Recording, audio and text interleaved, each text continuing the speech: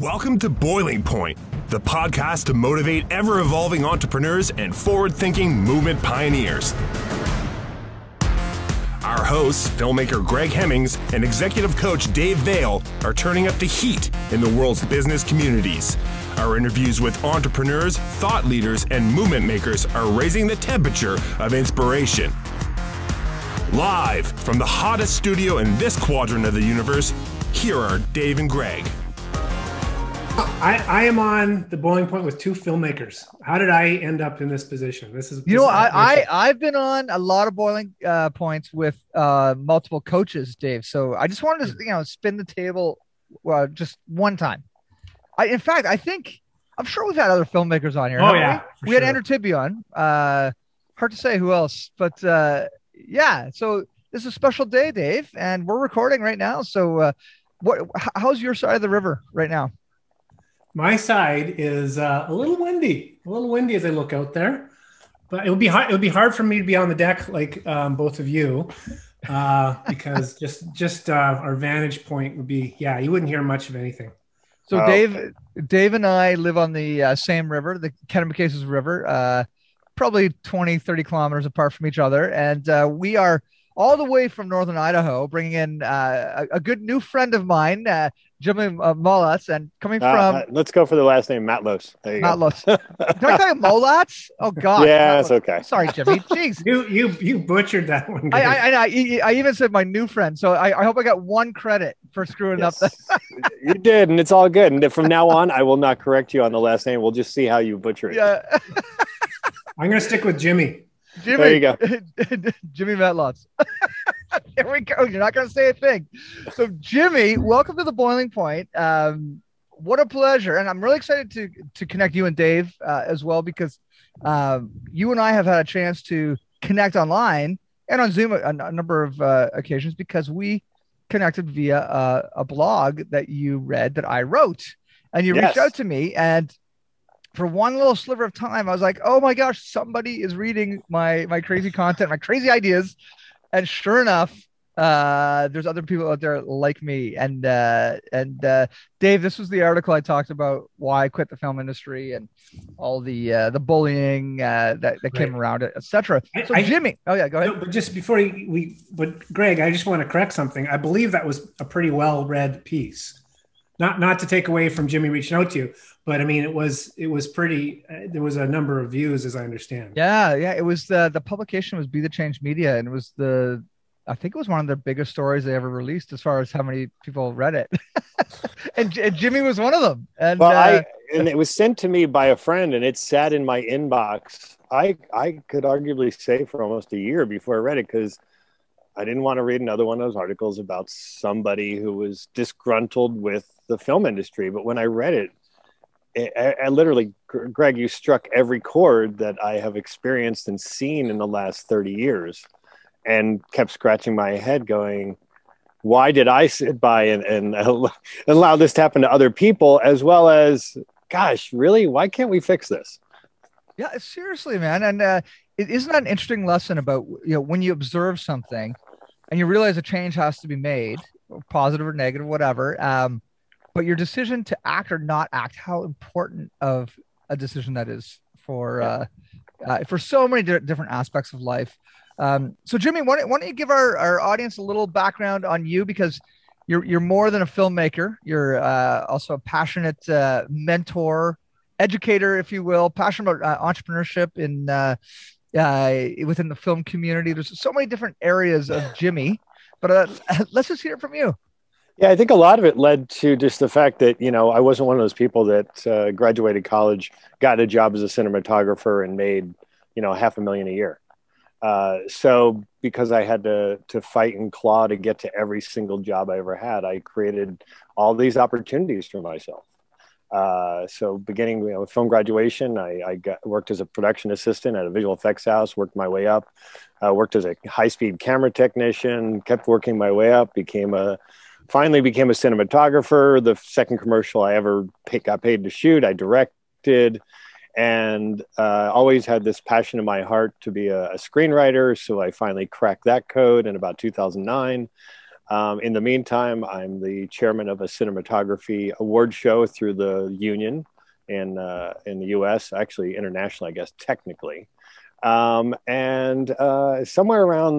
in all that, somebody said to me, it was a mentoring program, you know, you're your own CEO and your own boss, and you should run your business like a company. And that took 10 years to really digest, to understand. And then it became, now that entrepreneurship is such a big word in the vernacular of society, that struck a chord with me. And then, you know, because of podcasting, how cool you can learn about how another person started a company.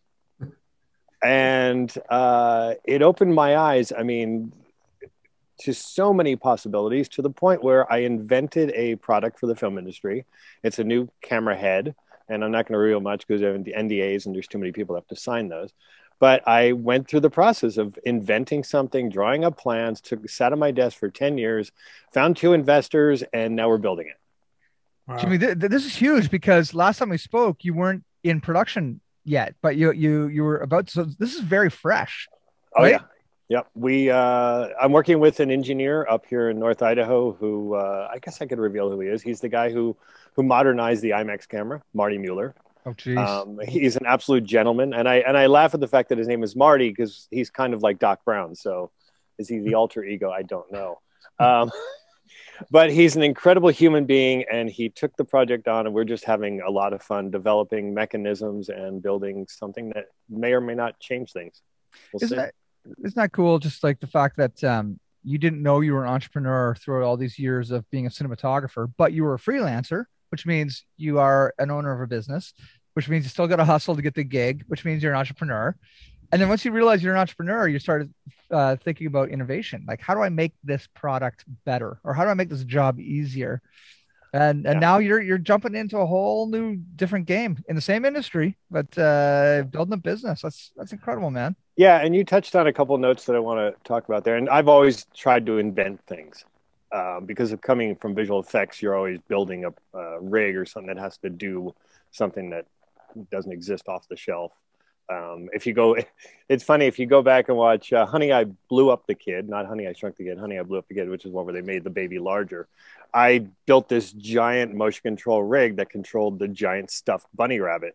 And it was one of the last jobs I did. And it literally went, I had wires that went up into the ceiling off pulleys, and it was kind of crazy. And so, you know, ever since those days, I just had that bug in me to make stuff. And I actually made a ring light at one time that was completely portable, and you could put it in a Yugo if you wanted to, but it would open up to 8 feet wide. But yeah, and then touching on the other part of not realizing I was an entrepreneur, not even realizing I was running a business. No clue. And I thought, well, is this only me? Because I went to community college and I went to a state school. I didn't go to any, you know, great schools. Did I pay attention? Questionable. You know, it's one of those things. It's like you look at your kids and you're like, gosh, I hope they pay more attention than I did. And if not, I'm going to give them the information. But I went around, certainly filmmakers. And this is what brought us to this table. We had talked about doing a podcast, and I said, well, what are we going to talk about? And I had just done this quick podcast with these young filmmakers out of Chicago. And I just started riffing, and I was talking about, you know, the whole sliding door philosophy of filmmaking.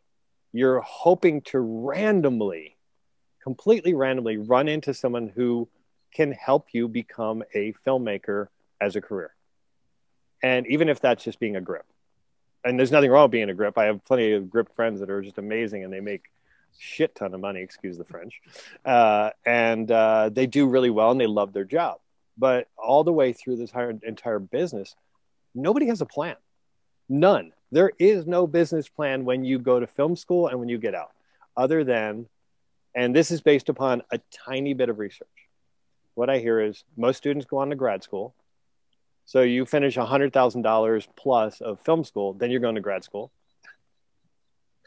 Was never an option for somebody like me, nor a lot of the, you know, young folks who live in places like North Idaho or these smaller towns. You can get an internship. That wasn't an option for me when I graduated school. I had to work right away. My parents were not going to support me. Or you can get a job as a PA, which pays minimum wage. So I've spoken to one professor, very young professor. He's in his 40s, works at one of the big film schools. And I proposed this idea to him. And he said to me, we should take this to the next level of teaching students in the entertainment, who are studying entertainment arts. I mean, for me, it's film centric because that's what I know. The idea that you are your own boss, you're an entrepreneur. And you better start looking at that way from freshman year, if not before. A lot of people were lucky enough to have, I know you said your dad was in business of some sort, correct? Right. Yeah. He had a ski, cycle, and wood stove company growing up. Oh my gosh, he'd be my son's hero. We have to have my son meet your dad. But for those people like me, it's like my dad was a fireman. And he worked other jobs outside of that, but he professed that people that own businesses were all doing really, really well. They were all making a lot of money, and that was his understanding of it. My mom worked; she was great. I mean, both my parents were amazing. They were hard workers. They knew how to work, but they knew nothing about owning a business. The irony is, my grandfather actually owned a garage, but nobody ever spoke of it. He actually owned a gas station garage. He was an amazing mechanic, but we never spoke of it. So, for me, it's like, how many other people out there to this day in 2021 are still like that? They have hardworking parents, and maybe that kid's got an idea, or even an adult has an idea, like someday I want to be my own boss, and you don't have a mentor in your family or your household to show you the ropes. I think that's I think you're right, Jimmy. Like my sense is, even outside of your world, I mean, the idea of entrepreneurship is not well understood, and it's interesting how people kind of find it, if you will, and some people seem like they're more maybe kind of intuitively built in that way and just gravitate towards that, and then other people, they seem to find it. What I'm curious about is, like, what are you enjoying most about embracing this entrepreneurial side of yourself? As Greg could attest, those of us who are these outliers, which are a lot of filmmakers, are outliers. We wouldn't do the 9-to-5 thing. We couldn't do the corporate thing and that sort of thing. So there's a lot of us like that. And there's people out, even in corporate world, that are like that. And what it does is it feeds our soul.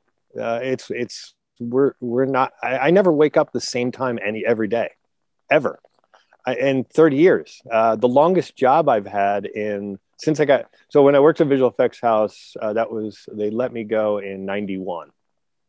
After that, I worked on The Nightmare Before Christmas. That was a 9-month job. That's the longest job I've ever had in the last 30 years. One of my favorite movies ever made as well. Oh, wonderful.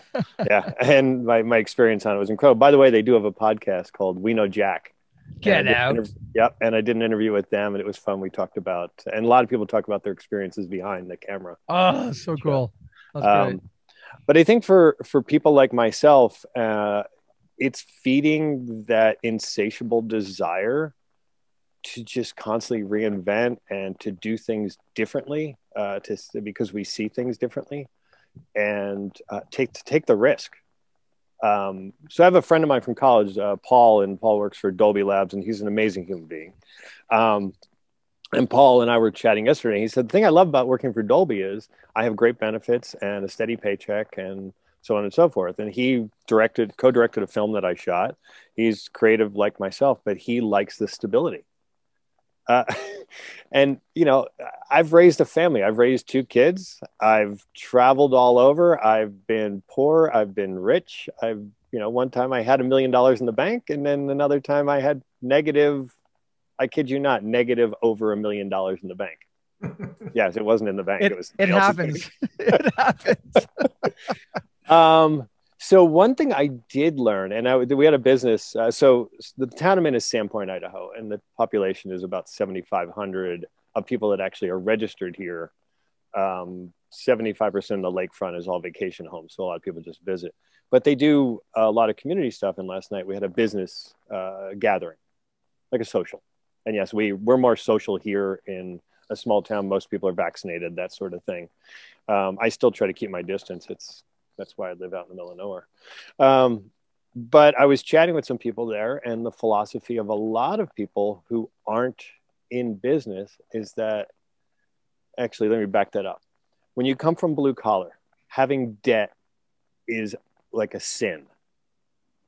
It's just looked down upon in a horrible way, unless your debt is good debt, like you bought a car or you bought a house. But living in debt is terrible. And what I've learned over time is that most business owners are in debt. Jimmy, that I think that's more of an absolute. And most business owners are not pulling down, $500K a year. No. I mean, especially in the entrepreneur side, like entrepreneurs are, we're in the business to create. We are creatives. I've connected entrepreneurship to or entrepreneurs to artists all the time. We are creating something with a minimal amount of financial resources, a minimal amount of human resources, and an idea with some customers, and you got to be scrappy, and even the ones who are incredibly successful, because they're entrepreneurs, they're always addicted to go further and more creative and more innovative. So the next thing is going to, need other sets of resources. So it's almost like entrepreneurs know how to navigate in worlds where other people will be kind of scared to, like understanding how to leverage debt and be smart with debt, and understanding that you can do things scrappy on a small team, where perhaps there's all these different things that I think it's a different type of personality that can thrive in entrepreneurship. Yeah. And what it comes down to is you learn how to manage debt. Yeah. Or you don't, and you learn, and you eventually learn, but in a very painful way. Yeah, and that's not to say that's a good thing at all. I mean, ideally, your business is in the black, and everyone's getting, all the paychecks are flowing, and you have all the resources you ever need. But Dave, you're welcome to pipe in at any moment, because you come from this world. And I'd love to hear your perspective on that. No, I was just gonna say, I was just gonna really agree with everything you're saying. And what I was finding interesting is when you talk to your friend that, likes the stability. And that's, it's great. And I have an executive coaching company, and we work with a lot of, people that are entrepreneurs and a lot of people that work within corporate environments. But I know for me personally, when I've had a similar kind of employment history as you, in that I think since I've been 21, I'm a few years older than that now. I had an employment history of 18 months. It was great people, but I just realized I'm not a good employee, right? But and also what I learned was I felt more nervous being an employee, losing my job at any point. I feel like I've got way more freedom and more, because you can, the flexibility, there's so many ways, and you can, I'm kind of tired of the word pivot, but there's so many ways to hustle, right? So I actually feel the exact opposite. And I hope I'm not screwing my kids up by just saying, guys, you don't want to work for someone else. You want to work for yourself. I was like, do whatever you want to do, but this is an option. Like you, Jimmy, I wasn't really, no one was showing me the way. Although I did notice that people that were doing business just seemed to have more, I just felt like they had more freedom. I think you got a lot more, opportunity, and you can contribute in different ways. And there's so many, I just think it's such a neat way to leverage, who you are and really, kind of create the life you want. So I'm just agreeing with everything you're saying. But that one about that stability piece, I find uniquely interesting. And just one example is I worked with some folks that worked within a municipal government. And they had, chosen to be there, and they were contributing in incredible ways, with the idea that they were going to have this, this certain pension at a certain time, and things changed, and they forgo maybe a bigger salary, and I've always thought like, I always feel so bad for those people, because that's so unfair. No one wanted this to happen, but it's the reality of what happened. People got caught. And I've always thought I'd rather try to make my own way. But anyway, I'm preaching to the choir here. Well, go ahead, Jimmy. No, you go, please. I was just talking about the freedom piece. It's funny because it's all how you define freedom. Because in a way, there's a little bit of enslavement in being an entrepreneur and a business owner that a lot of us find ourselves in. However, like, and that's like, it's not like you can just take any day off you want and go golfing or do, you know, like you've got clients, a team, like it's like, but it's a different sense of like, It's choice. you've got a choice because and you're building something for you, or that came from your own creative soul. And the other thing I was thinking about freedom was just the concept of being creative. Like, if you're in let's say in a 9 to 5 job that's not feeding your creative needs, you might feel enslaved in a different type of way. But when you're problem solving and innovating and building relationships and trying to build a business, it's a whole different type of freedom. Like, I think it's a mental freedom of experimentation and choice, like you say. Anyway, Jimmy, I cut you off there. No, it's fine. And it definitely keeps you on your toes every day. And it's in a strange way, you'd think we would all burn out at one point and just wake up one day and say, forget this. And for some reason we don't. That to me, the psychological part of it is just completely fascinating. You know, I've been at this literally since, 1992. So almost 30 years of being scrappy and learning it along the way. And like I said, having amazing success at it and having incredible failure. And then also discovering that you're persona non grata for whatever reason. All of a sudden, all your clients just decide, we're moving on. I mean, I had that happen in, I think it was 2016. I had 2 very steady, good clients that for no defined reason just decided to change direction. And literally half my income was gone before I knew it. And then I had to, as Dave said, pivot and figure it out. And I've been scrapping ever since. And I'm one of those people that loosely believes in the universe is steering you in that direction, whatever it is. So I just embraced that and said, well, this is my path. Somebody else, go ahead. What's the reaction that you're getting as you mentor, like, and share this notion that you're, like I've for years I've kind of used the notion like, is Jimmy Inc. or Greg Inc. or Dave Inc. And I happen to have a company, but it's me. I might be insert myself somewhere else. Like, you know what I mean? Like I'm my own kind of, and my stocks higher and lower at different years, Yeah, I think many times the reaction is sort of like almost confusion, a bit of deer in headlights. I don't know that I've actually spoken to anyone. They've embraced it and grabbed it and ran with it. Like, it was like, oh, thank you so much for this information. And I don't know that would ever happen other than just feeding people options and opportunities to think outside what they've been granted. And Dave, I don't know if you know about like the film industry, but a lot of people are still living with this idea that all I need to do is write a screenplay, sell it, and then I'll be a millionaire. I'm on mute, but I was laughing right there. That's and so maybe that's possible, but so is the lottery, and so is Vegas. Getting hit by lightning too. It's very possible. Yeah, and actually, there's a filmmaker by the name of Jay Duplass and his brother, who's Mark Duplass. And one of them, I forget which one, did this great speech, and I believe it was at Sundance. And the opening statement was, "The cavalry is not coming." And it got millions of views because it really spoke the same philosophy I am, which is, you better grab the bull by the horns and wrestle it to the ground, whatever that means, whether that means that you're going to get the 9 to 5 job in the entertainment industry, whether you're going to leave the industry or whatever. But, whatever that means to you, you have to embrace it. And a lot of what I've experienced in my 30 years is people are gambling.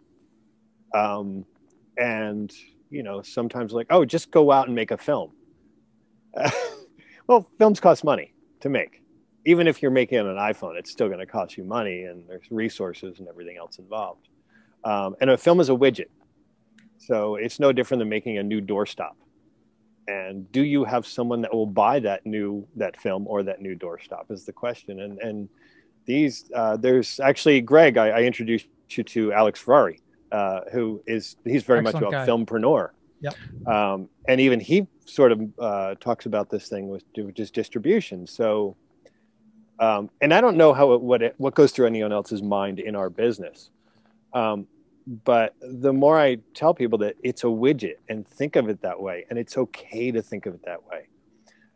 This idea that, oh, I'm an artiste and I'm an artist and I can't think of it that way may or may not work for you. Yeah, it's true. And you know what? You can think that way. Like you could be an artist that makes films, like film is your art, but that's not the business. It's called the film business because you're making something to create value to the audiences, but also to create wealth for its stakeholders. It is transactional, and it probably breaks a lot of film school students' hearts when they realize that this is a business and it does cost millions of dollars to put these things together. So high stakes, high dollars, and there's a way to do it. And it's so funny. Like I went to 3 years of film school. We didn't learn anything about business. I couldn't believe it. Looking back on it now, it's like, what a lost opportunity. We learned how to shoot on film and edit on film. It was great. But even going deep on budgets and production coordination, that's all business approaches, project management. It's like an MBA would be a fantastic place to start if you want to get into the film industry. Yeah. And what's interesting is, so you and I, we went to film school, or I went to communication school, but learned everything there was. A lot of it is the hands-on approach. And certainly some of it is the philosophical approach to art, like what is art and how to appreciate it and how to understand all that stuff. But I think a lot of that stuff, some people are born with it. Some people, like you take Orson Welles, and Hollywood's been looking for the next Orson Welles for the last 70 years. And so they keep trying to tap into the next wunderkind, and banking on them. But you have to come at it. And I totally lost my train of thought right there. That was amazing because I got distracted by a boat going across the lake. Those boats. Well, that's an okay thing to be distracted. Like, I want to be out there. I want to jump in though, and just in that. Yes, please. What I was just going to say that I think here's what I'm hearing and what you're saying, or part of what I believe you're saying, or at least the way I'm interpreting it, is and it's I think more generally people come to business thinking they're going to have a slam dunk. The business should do this. They'll make tons of money. It'll everything's gonna be wonderful, and not that's a very rare occurrence. Just like the person who writes a screenplay and it becomes this big big hit. And so what's in that is the recognition, at least in my life, that you got to continue. You got to be continually working. It doesn't happen one day, but I just feel like the more I learn, the more consistent I can be over a long period of time. I find I start to have some success, but it's incremental, right? Like it's so small, and then when things start happening, you feel like, wow, this is great. I can't believe this is happening. But it's actually been a decade or more in 15 years in the making. So it didn't just happen. And then, so when I'm talking to new coaches that are coming out and saying, well, how did you get to that? And it's like, well, it's not as simple as one thing. It's a series of things, and it's taken a while. And, sometimes I feel like I should be further ahead, and sometimes I'm just really happy where I'm at, but it's almost like, and I feel like that's maybe a filmmaker is like, it's a body of work. It's not just an event. Yeah. And one of the things that sort of poisons the water, and even in business, I mean, if you take Mark Zuckerberg as an example, I mean, he came up with Facebook when he was still in college. And now he's like one of the wealthiest men in the world. And I think, and then in the film industry, you do get the young filmmaker, or, and the young ones are the ones they always bank on and talk about in the media, in the press, in the blurbs, is that, oh, this person, it's their first film and look how successful they are. And what that does is it sort of crushes some of the other people trying to start a business, because they feel like, oh, I should have nailed it on the first try. And there's not a lot of press about the 50-year-old overnight success. They're there and they exist across the board, but there's not a lot of hype about that. And, those of us like who are scrappers and continue to, just beat the pavement as hard as we can, we hear those stories about the people that turned over the leaf after 30 years of trying. and change it. I mean, the founder is, thank God for a movie like that. I don't know if you've seen that, which is about Roy Kroc. Yes, on Netflix. So that was excellent. Yeah, and he failed many times. Great example of a guy who just, working so hard and, and then like, I love those. That's why I think people like biographies and stuff, learning about people's lives, not just that one seminal, like that one moment in the life where the person exploded, but everything that built up to that. And whether, you take off like a rocket or not, it's just nice to know that it's not, like Good to Great has this, this one part where they talk about became, all these great companies. One thing they had common, it took 10 years to become a great company. You know what I mean? Like it wasn't, they couldn't point to a moment. And I don't know, I've always taken comfort in that. Yeah, totally. Yeah. Go ahead, Greg. Oh, I was just gonna say, if you read that book, Jimmy, if not, it's like, it's the ultimate. You got to check that one out. Good to Great. I've heard about it, and I'll probably put it on my list. I try to tell people that I read the Steve Jobs biography, which to me, every college student, before graduating should read. I don't care what business you're in. Was that the Walter Isaacson one? Yes, correct. Yeah, it's really, really good. Yeah, it's definitely an inspiring story.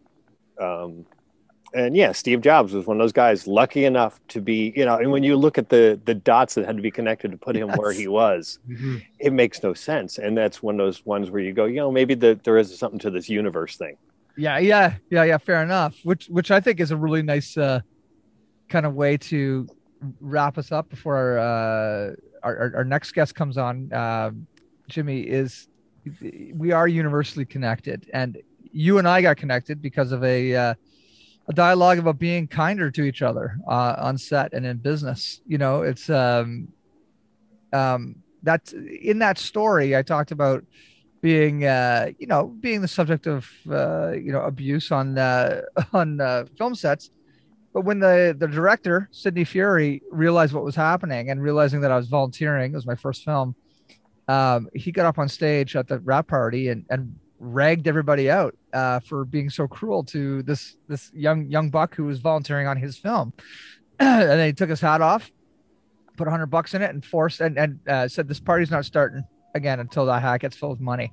So and then he said something prophetic. He said, "Be careful how you treat the people that are working under you, because mark my words, you will be working for them eventually." And his little prophecy came true. Not the bullies, but a number of those people did work for me in later years. So that whole universal connected thing, like that's not just for the film business. And that's, your love industry is a wonderful project to embrace. And there's the chimes. They're wonderful. That's beautiful. Is wonderful to embrace. And I'm pushing hard for people in our industry, in the film industry, to root out the angry, mean people. And I don't understand it. Dave, I know it exists in corporate America. It exists in so many parts where the angry, mean person is at the top of the totem pole. And I don't understand it. If anyone has an answer to that, please tell me why. Why would anyone, unless they own the company, look, if they're the one with the money, but a lot of them are just people who got hired. And like, let's hire the mean person who treats everybody like, why? Exactly. But I think that there is just such, like, there's on a house of cards, and I think we're seeing more and more that house of cards just get, flipped or just crumble. And because, you don't have, and like you see in your industry, how some of these people have been, were abusing people all along, and it all just comes tumbling down. So I just, talk about the universe kind of doing its thing, right? It just sometimes it takes longer than expected. But I honestly believe that if you're really a cruel person and being mean, like, I just wonder what kind of pain you're living in, like, how would you ever feel good about making someone else? If I need to make one of you feel bad to make me feel good, what's wrong with me? Oh, now you're going to start a whole other tangent that we go on for hours. Well, we usually do that, Jimmy. We usually do that as a invite to bring our guests back for part two. And can I make one more comment before we go? But I was going to say, Jimmy, you like, there behind me is the tombstones. I grew up in northern Canada, in the Yukon Territory. And where you're sitting right now, like, honestly reminds me of like, you could be coming right from the Yukon. You know, if you told me you're up in the southern Yukon, I would have believed you. Well, it's northern Idaho, so it's not too far off. Well, it's few kilometers, but a few kilometers. Yeah. Nice meeting you, Jimmy. Pleasure meeting you as well, and thank you for listening to me banter on. Jimmy, thanks so much, brother, and I'm sure we'll be in close touch over the coming weeks, and let's have you back on again, because we want to hear how the camera head innovation comes. Yeah. Let's see what your audience says too. Let's see how they react to our podcast, and I'd be curious to know. See if they want us back or want me back. Oh yes, they will want you back, Jimmy. Of course. So, brother, you enjoy that beautiful lakefront, and we will see you very soon, my friend. Thank you, gentlemen. Appreciate it. Thanks, Jimmy. Take care. Thanks for checking out this episode of Boiling Point. Remember to rate and subscribe to us on iTunes and follow us on Twitter at Boiling Point Pod. To see more from Dave Vale, check out leadershipunleashed.ca or visioncoachinginc.com, and on Twitter at Dave_Vale. And to catch up with Greg, visit hemmingshouse.com and at Greg Hemmings on Twitter.